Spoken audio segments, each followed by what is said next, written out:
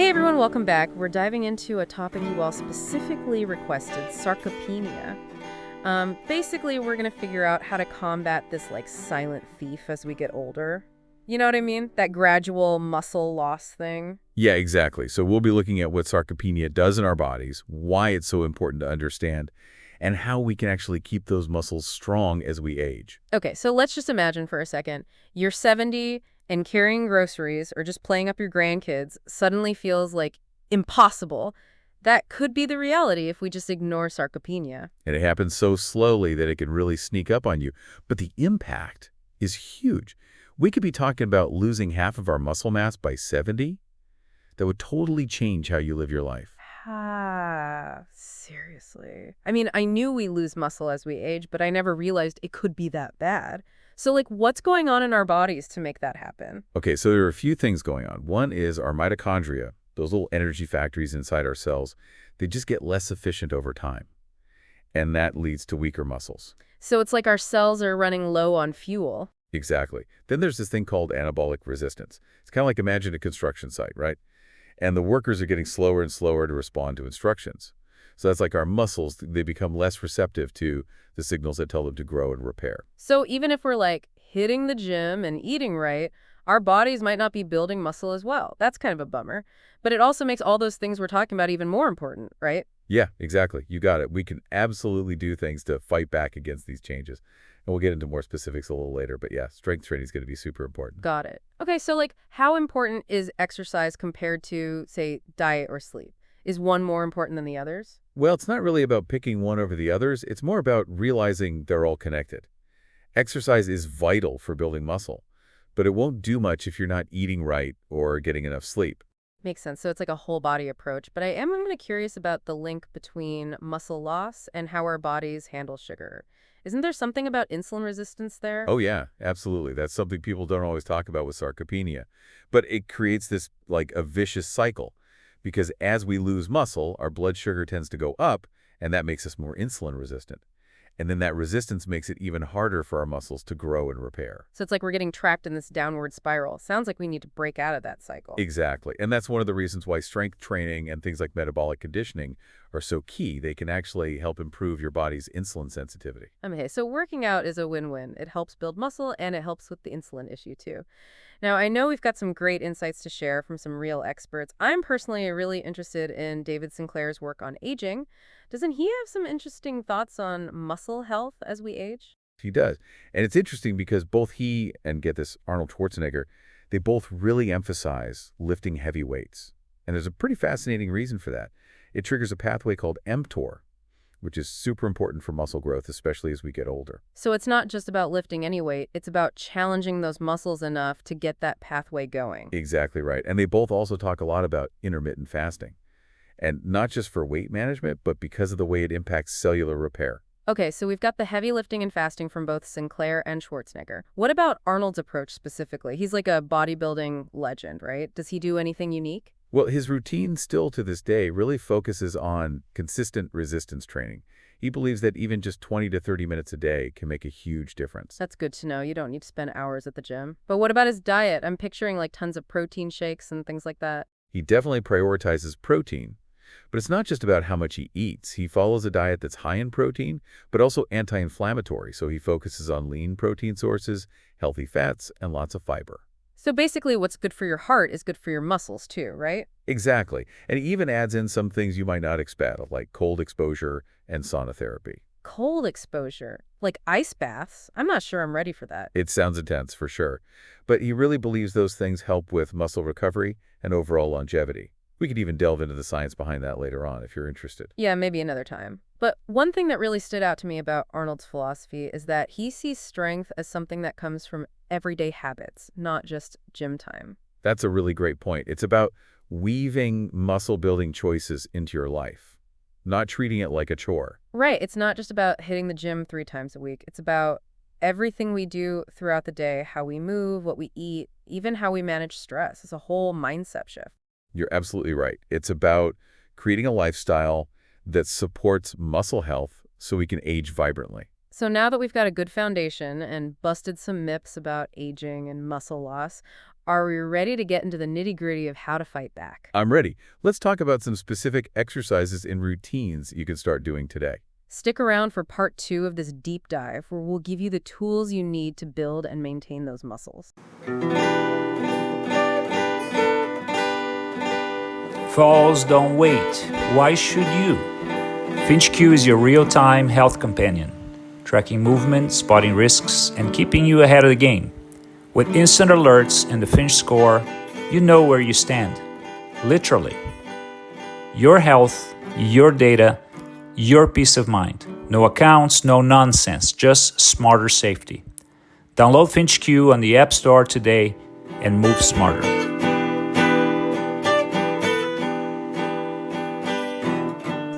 Okay, so welcome back, everyone. I'm super excited to get into the practical stuff here. We've talked about what sarcopenia is, so now let's figure out what we can actually do to build and keep those muscles strong. Yeah, let's do it. Let's start with the most important thing, strength training. Okay, so I gotta be honest, the weight room can be kind of intimidating. Like, where do you even start if you haven't lifted weights in years? Or, like, ever? I totally get that. A lot of people picture those big weight machines and think it's all super complicated. But you can actually start really simple and go from there. Like, body weight exercises are a great place to begin. Oh, okay, so like push-ups, squats, lunges, stuff you can do at home without needing any equipment. Exactly. You're using your own body weight for resistance, so it's a perfect way to build a foundation. And then as you get stronger, you can add weights or resistance bands. That makes sense. It definitely sounds less scary than those weight machines. So say I've been doing those body weight exercises and I'm ready for more. What's next? Then you can start thinking about adding in some weights. Dumbbells are great because they're versatile, affordable, and you can target lots of different muscle groups. Yeah, I can see myself using dumbbells at home way more easily than trying to figure out those big machines at the gym. Right. And you don't need to start with super heavy weights either. It's all about challenging your muscles little by little. So start with a weight that feels manageable, focus on using good form, and increase it as you get stronger. Gradual progress, that seems to be the key here. So what are some of those exercises that would be good for overall strength, like the ones that really give you the most bang for your buck? Compound movements are going to be your best friend. Those are the ones that work several muscle groups all at once, like squats, deadlifts, push-ups. Yeah, I've heard of those, but it's been a while. Is there like a sample routine you could give us for someone who's just starting out? Sure. So a really simple but effective routine could be squats, which work your legs and core, push-ups for your chest and triceps, deadlifts for back and hamstrings, and then overhead presses in rows for shoulders and upper back. Got it. And how often should someone do that routine? Aim for 2 to 3 times a week with rest days in between so your muscles can recover. Makes sense. Okay, so we've got our strength training plan.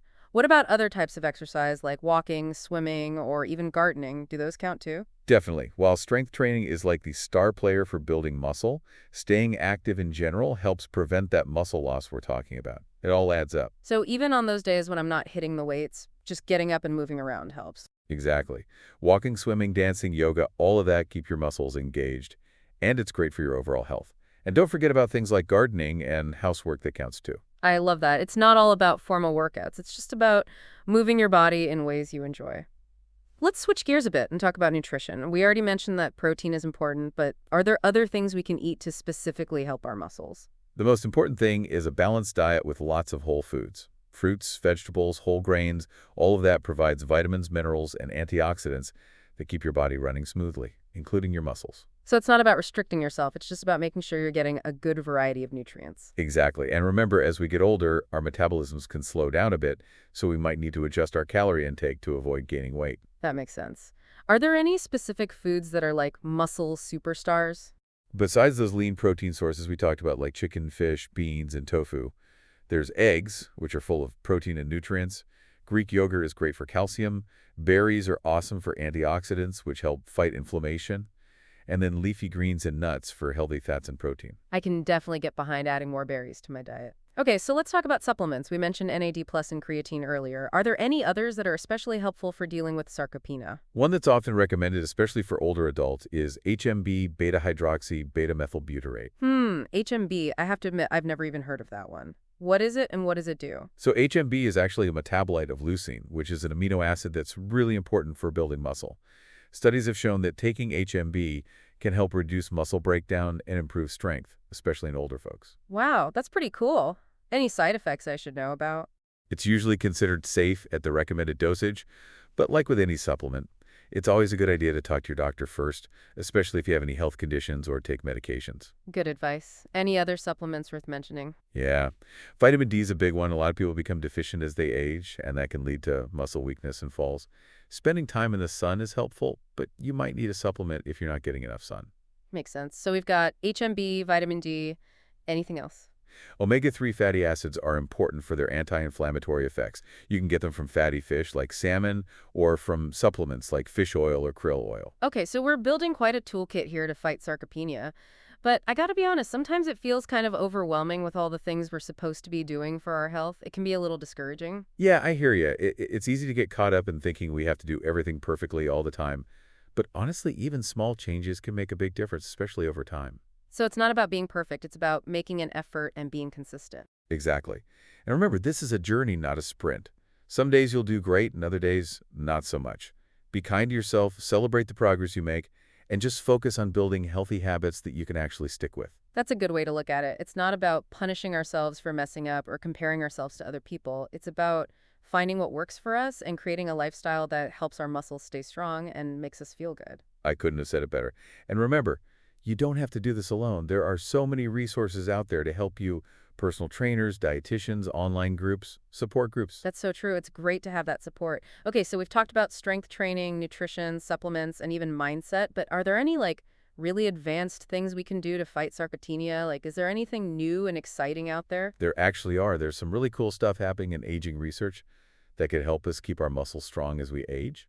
Ooh, this sounds interesting. Let's talk about that in part 3 of our deep dive. Don't go anywhere. We'll be right back to explore how we can take our fight against sarcopenia to the next level. Falls don't wait. Why should you? FinchQ is your real-time health companion, tracking movement, spotting risks, and keeping you ahead of the game. With instant alerts and the Finch score, you know where you stand. Literally. Your health, your data, your peace of mind. No accounts, no nonsense, just smarter safety. Download FinchQ on the App Store today and move smarter.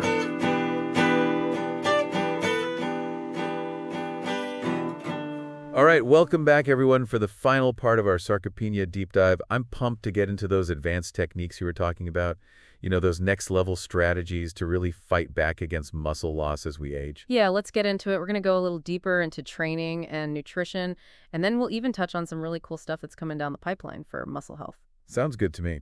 So we've talked about strength training quite a bit, but are there ways to make our workouts even more effective? I'm always looking for those little hacks to really get the most out of my time at the gym. For sure. One technique that can really help with muscle growth is called progressive overload.